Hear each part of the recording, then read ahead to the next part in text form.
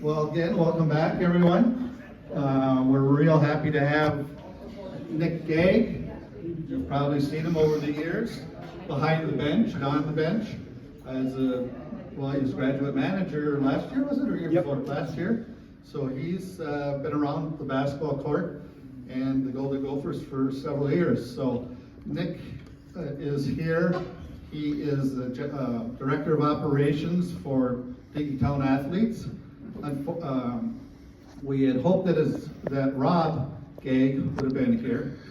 They are related, but his plane didn't make it in time, or couldn't make it in time for tonight's event. So we have Rob. We're actually filming him so that his dad will know exactly how well he does tonight. For future gigs, of course. So anyway, let's give a round of applause to Nick Gagg.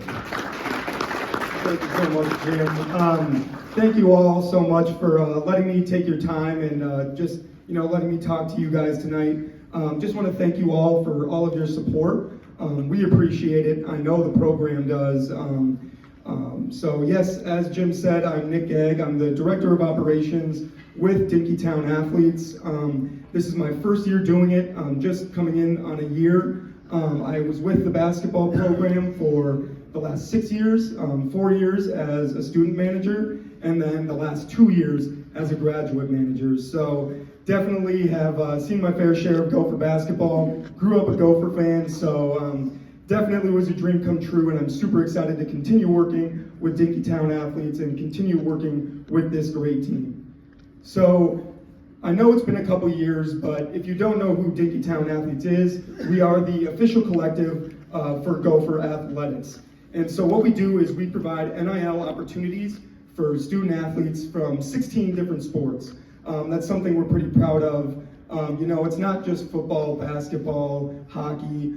We've been able to extend to a multitude of different sports, and we're really trying to reach out to all of them and reach every single student athlete. At this point, we've worked with over 300 student athletes, nearing on 400, which is a really cool experience and something that I've really enjoyed because, getting to know all of these student athletes, it's really cool to see, how great of people they are and how great they are in our community each and every single day. And I know they're all proud to rep the University of Minnesota, and it's been really cool to get to work with them. Throughout our time, we've been able to work with over 45 unique sponsors and corporations. And so that's different things, whether it's, actually I have it right here, coming up soon, but it's, there's a multitude of different corporate sponsors that we've worked with throughout the years. But the big thing is we do community engagements. It's not pay for play. That's what a lot of people ask. Is it just paying student athletes to play? No, it's not. We really like them to be active participants in the community. And as you can see by those photos, it's really cool to have them interact with our community. So you can see, Dawson, Parker, and Mike going out, meeting fans before a Gopher football game, which they all really appreciated. And, they wanted to do it, which is the really cool thing. You'd think, maybe they don't want to do it. No, they love it. They're really active participants, and they're really great guys.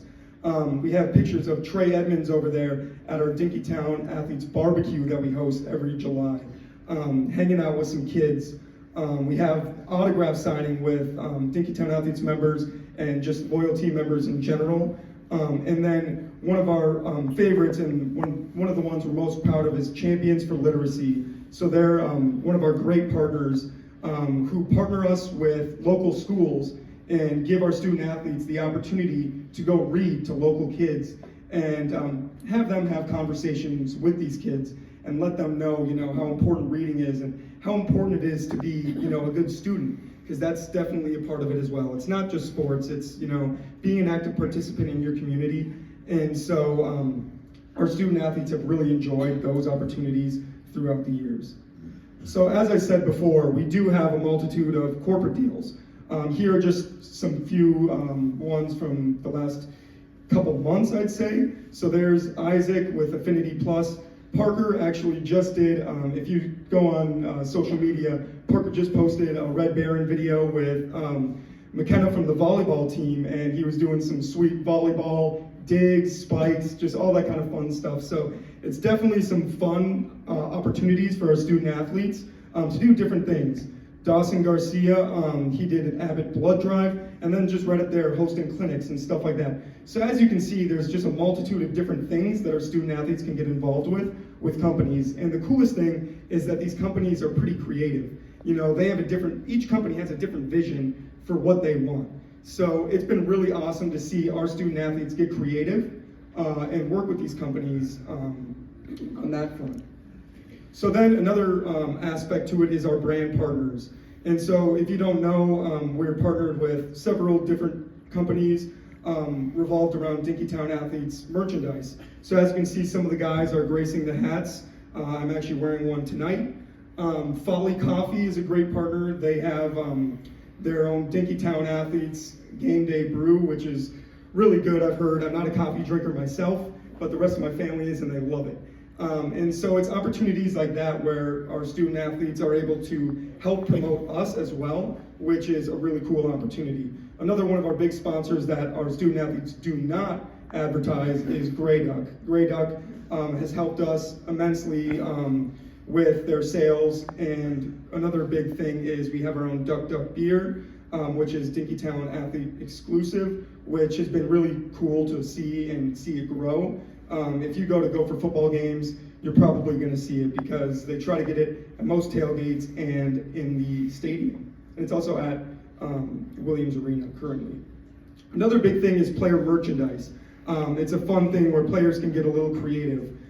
So Dawson Garcia, as you can see here, he has a love of hot sauce. Knowing him for the last couple years, I know it's very, very true. And that was something that he really wanted to put in there, so we made sure in his custom design it was in there. Parker Fox has his own merch line, and he actually just put out another one just recently. And then it's been pretty cool to see, custom jerseys, the retro jersey, just the regular jerseys, just player merchandise. It gives our players some creative ideas, and they can kind of make their own brand necessarily. So how to support? Obviously, you guys have all done a great job of supporting already, but if you want to support Dinkytown Athletes, and I know many of you already have, you could become a member today. Donations are also very important, and we love them. Supporting our brand partners, like I just showed, Grey Duck, Folly, getting the soda stick hats, all that kind of stuff. But another big thing is just spreading the word. We'd appreciate all of the help that we can get. And then it begs the question, why is it important? Why is NIL important? And that kind of goes into my next slide. The future of NIL. I know that it's been a whirlwind couple of last seasons, but NIL isn't going anywhere right now. And so it's important that we support our student athletes and help them to become and continue to be competitive. And so right now we're in the midst of the House versus NCAA, and that it's actually in April 7th is the next date for it. The way it's going to work is revenue sharing. The actual university is going to be able to give revenue and give money to the student athletes. And so they'll have their contracts through the University of Minnesota as well. And that's something that the university is very, very excited about, because they are now able to help out and invest in the student athletes and help us. And so the big thing is that we really want to be competitive, and the big thing with that, with revenue sharing, is that it could also be collaborative. So NIL isn't going anywhere with this new revenue sharing. It's honestly going to be just as important, if not more important, because we could be collaborative with the university and become very competitive on the money that we're able to spend each year. So NIL is definitely going to be something that is going to be here for the next few years, and we're definitely excited we have the university support and in conversations with the athletic department. I think they're very excited about our prospects with basketball specifically. So it's definitely going to be an exciting time, and that is all I have for you guys today for the presentation part of it, but I really appreciate all of your guys' support. So what we're going to do now is we're going to go over to the table, and we'll have a conversation with Nick about different different things, and then you can ask questions after we get done with that part. So we'll just slide over here.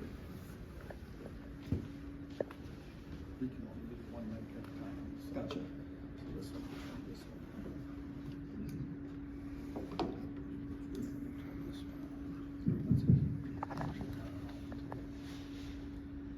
one. Okay, well,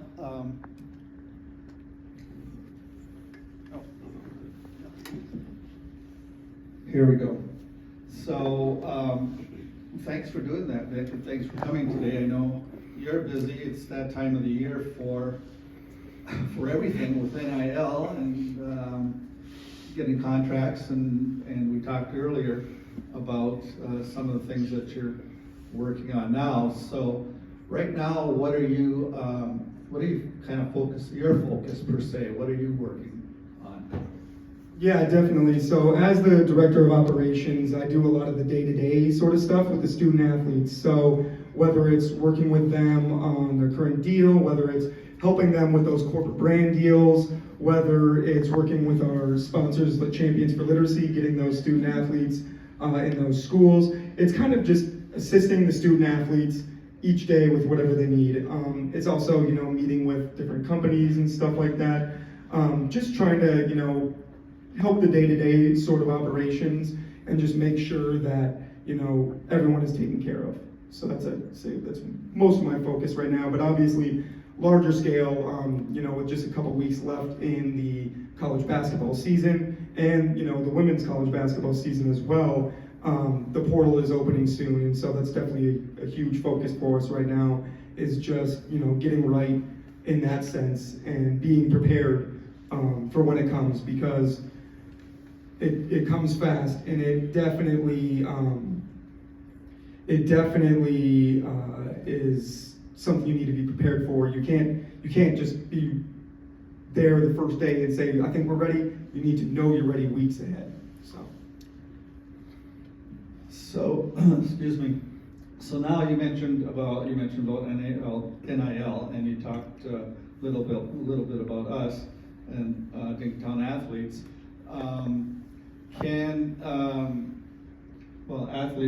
Student athletes can be paid now, Yep. Not directly by the schools.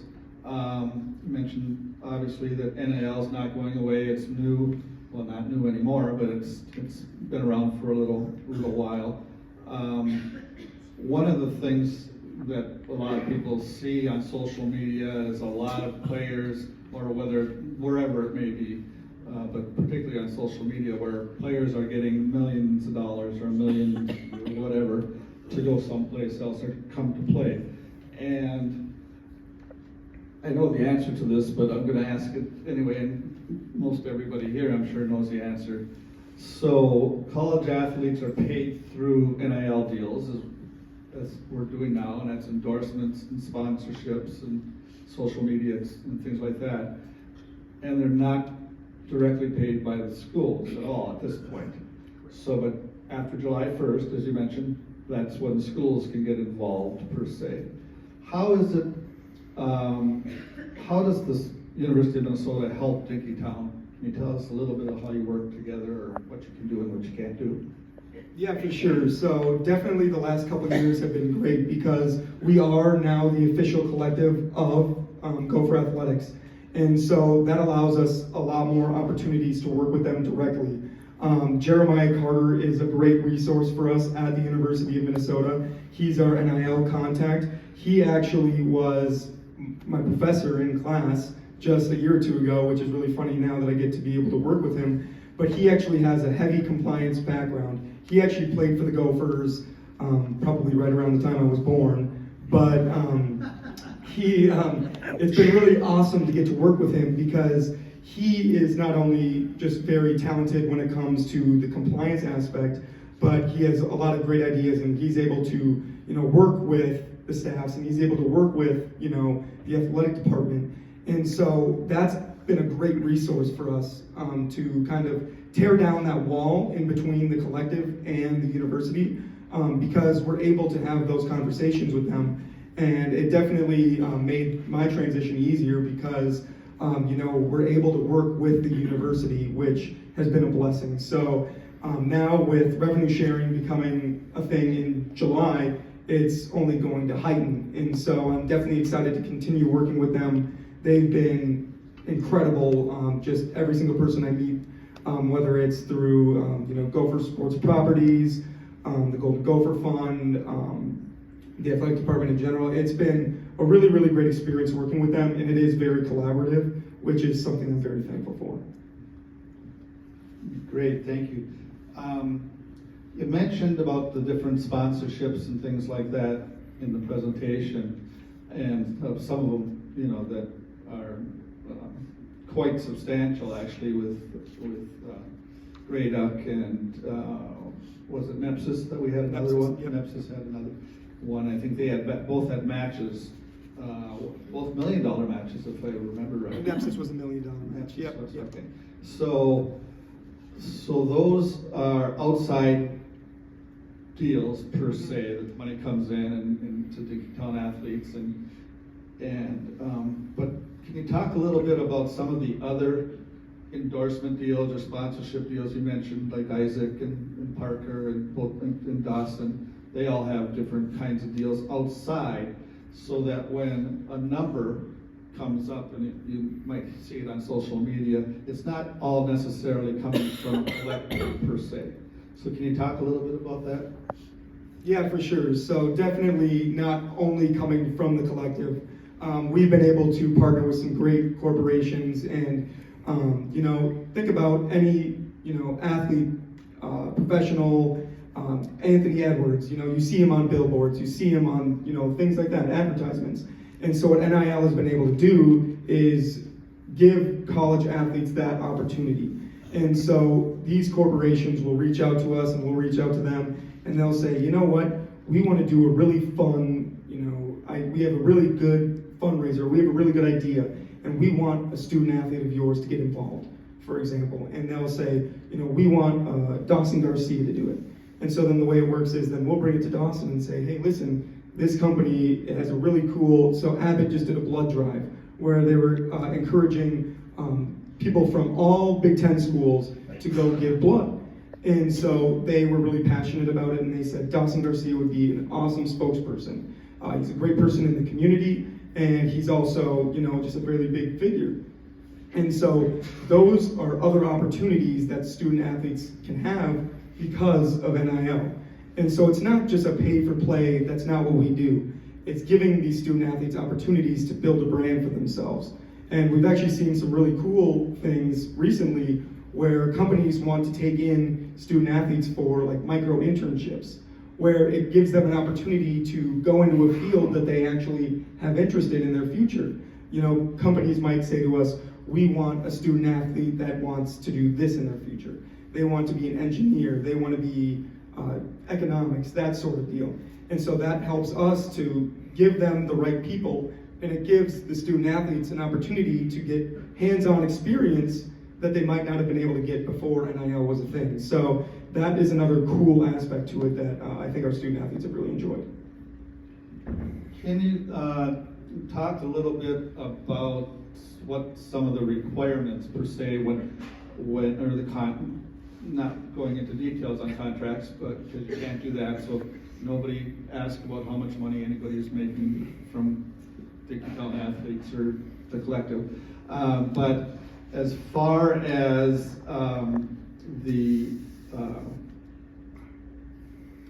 let's see, where am I here?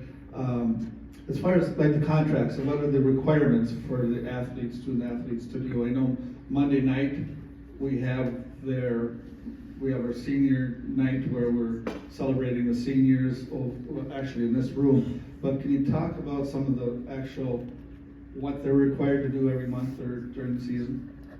Yeah, for sure. So basically what in their contracts, they have tasks each month. And so it's pretty basic. So each month they'll be assigned a different task, and each month it could be something different. One month it might be go to this event, or it might be go, post on social media and stuff like that. So we try to keep it different because we don't want, everyone's social media feeds, and we don't want their social media feeds to be bogged down with the same thing each month. we want it to be different. We want to be unique each month. We want to try to get them to go do something different, whether that's engaging with the community, whether that's, promoting something that they'd be interested in. It's just, each month we try to give them something different, give them a new experience. But yeah, each month they get a task, and so that's how it works. Great. So I'm just going to ask one more question. Well, do they get any help from you or the school as far as, they're all, majority of them are getting some sort of, or under contract per se with Dinkytown Athletes, and some of them for a good amount of money. And how do you help them manage things with money matters and things like that? For sure, yeah, it's definitely a new era in college sports because, obviously these kids are getting, more money than they probably had in the past. And so it's understanding things like taxes, it's understanding, maybe it's not the best investment to go buy, blow your whole check on this nice watch or something when you need to pay taxes and stuff like that. So it's things like that we're able to help out with, but the university themselves are very, very good on that. They have their own little department where it comes to not only, just how to manage your money, but also how to build your brand. And so they're very up on that, which I think a lot of the student athletes appreciate, because it's not like they're getting this money and they don't have anywhere, any resources to go with. The university provides them with a lot of things. Another great, sponsorship that we've done, like you brought up earlier, Nepsis is a financial planning company, and they've set out to give our student athletes some financial planning this upcoming, spring and going into next year, which I think everyone's pretty excited about because, it is a lot of money and it is a big deal, and so it's important that they have the resources that they need, and that's definitely something that the university prioritizes. So. All right, thanks, Nick. Now I'm going to open it up for questions for Nick. Trying to keep in mind that we have to be over the senior night starts at 7:10 today, so we're going to get out of here in about 10 minutes. So anybody have any questions that they want to ask Nick? Where is it? Hello, Steve. Yeah, tell us a little bit about the priority of distributions among the athletes, which means basketball, football, golf. Yeah, for sure. So the question was about distributions and the priority.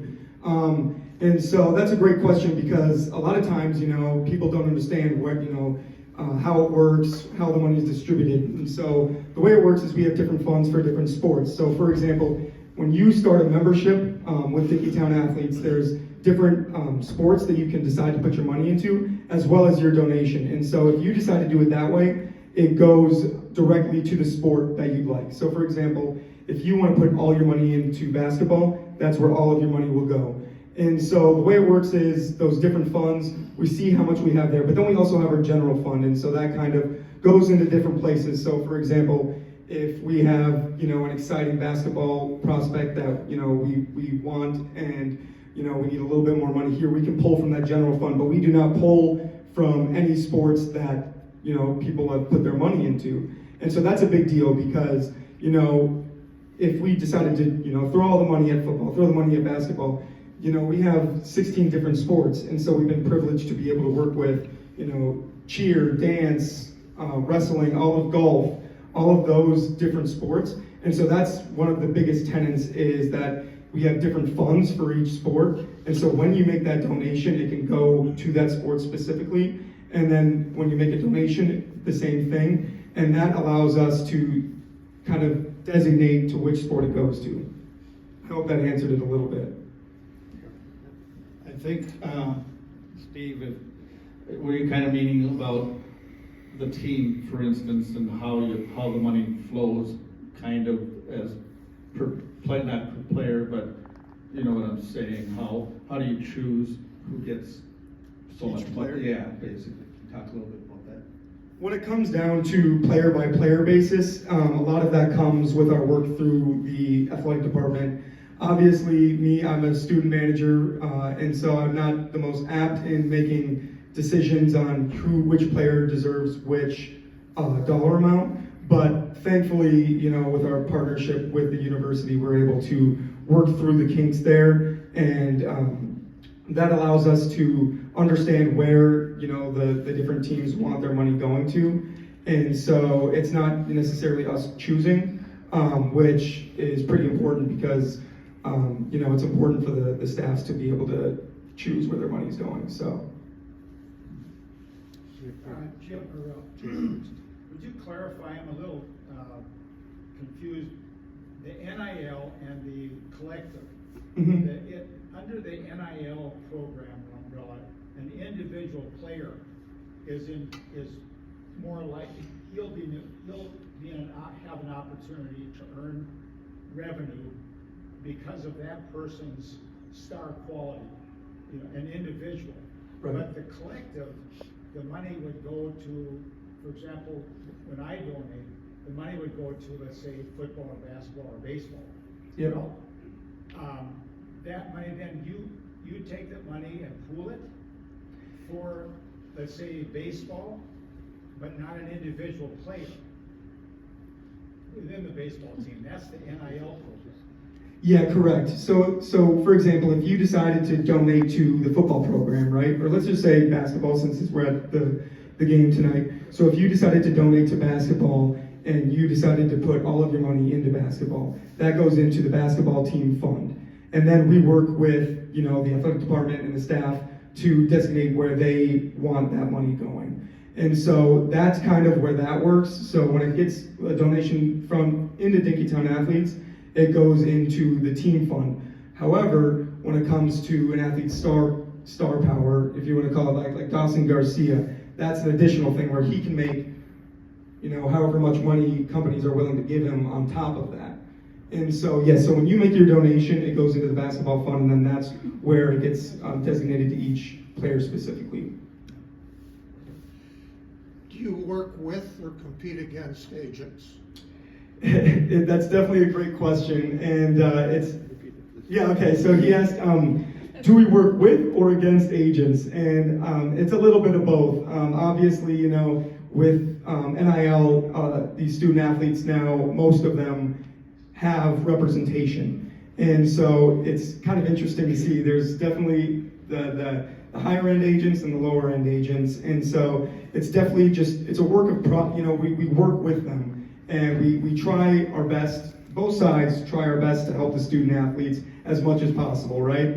And so it's a lot of back and forth, not a lot of arguing, but definitely, it's a little dance between the both of us. And so the nice thing is that I can say all of our student athletes surround themselves with great people. And so that's been something that I've noticed is that, they try to surround themselves with people that are just as great as they are. So I'd like to say that we work with them, but obviously at times there's a difference in opinion, and so we just go back to the drawing board and get back to work on it. So, but it's definitely been a cool experience to get to work with them, and so yeah.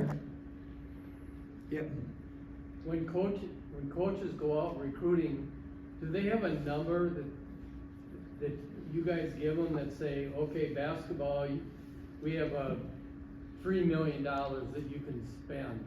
I mean, how do the coaches work with recruiting? Yeah, there's definitely collaboration there, and so we don't like to keep them out of the loop, and so because that obviously is now a part of recruiting. It's not the only thing that leads recruiting. Obviously, there's the play style, all that sort of stuff, but definitely the coaches know where we're at, and it's a collaborative effort where they can let us know what they're thinking, we can let them know what we're thinking, that sort of deal. So yeah, they definitely can. They know.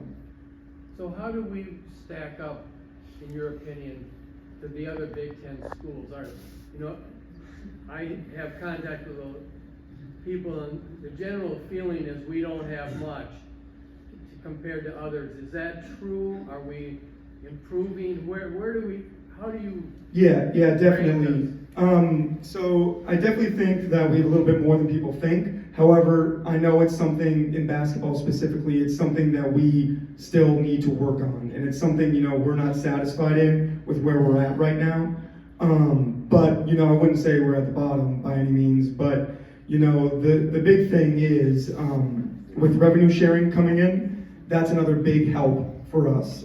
That's just going to add to it. And I think that if we're able to stack NIL and revenue sharing, in our discussions with the athletic department, it's very clear that they have a focus and they're going to be competitive with their rev share money when it comes to how they disperse it with basketball.